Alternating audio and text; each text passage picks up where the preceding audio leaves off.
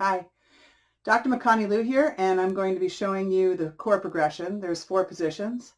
There's the one where you're laying on your back and your knees are bent, and that's called supine hook lying. Then if you lift your bum up in the air, that's called supine bridge, or sometimes called glute bridge. After that, flip over, and now I'm going to be in quadruped position. The 4th position is laying face down in a prone position like I'm about to go swimming.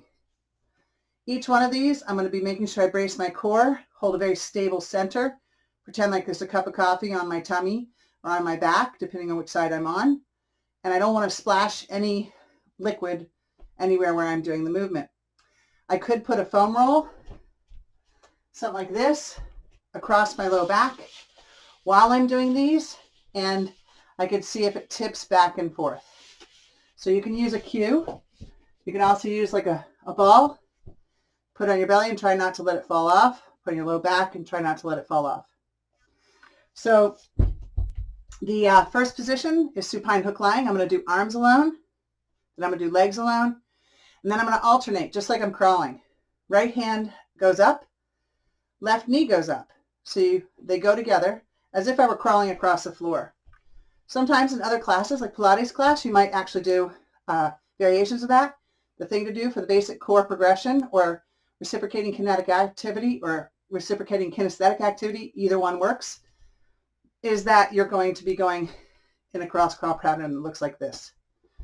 You'll do that in the supine hook lying. You'll do that when you're in a supine bridge. And then when you flip over into quadruped, you'll be doing the same motion. So here we go.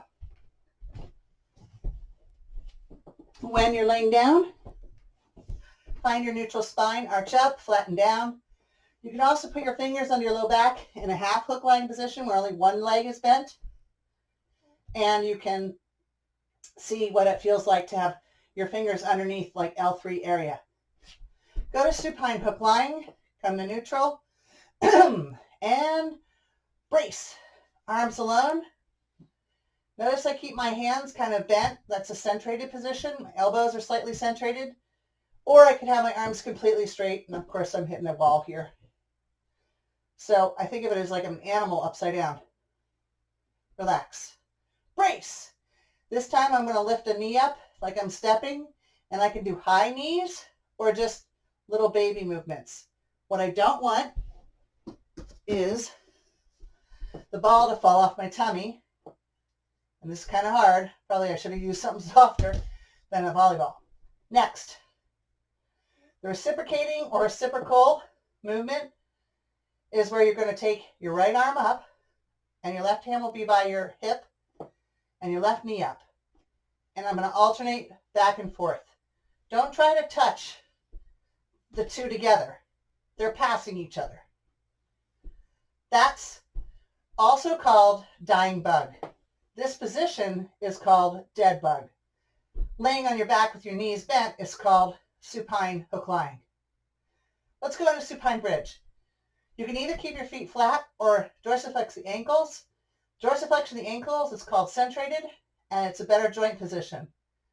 Lift your body up into a supine bridge. Try to get a straight line.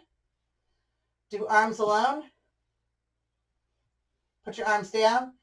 Do legs alone. This one's a little hard for me because my low back is still recovering. And then, of course, the cross crawl pattern. All the while trying not to spill the cup of water or rotate the pelvis.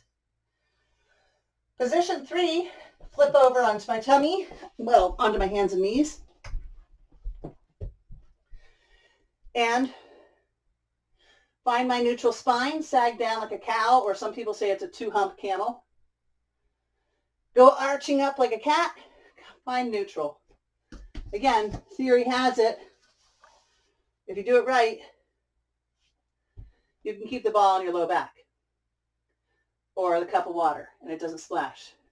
Arms alone, make sure the face is facing down so that you don't end up making your neck go into extension. It's a neutral neck and spine. Then the leg, I want you to do is bring the leg straight back and kick with your heel. Again, trying to keep that pelvis going back from rotating while you're pushing the leg back. So the ball not falling is a good sign. Then I'm going to go left leg straight back, right arm forward. Now, some people might do something like a donkey kick, but the straight back one is the basic program. After that, the last one is to go onto your tummy, onto the floor, and go face down, and put a cloth down so the nose can be touching the floor gently. Arms are going to be out in front of you. Arms alone, this is prone position. Legs alone, and then swimmer. So when you're in your hands and knees, it's called quadruped. Quadruped is the same as, like, you know, a four-legged animal. So people, when we walk, we're biped. So keep a quadruped and do, it's called bird dog, and then go face down in the prone, and that's called swimmer. So that's the core progression. It's very basic, and it's done at whatever level you can do.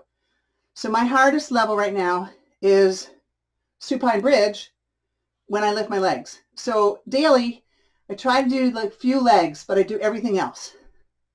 That's it. Take care, everybody.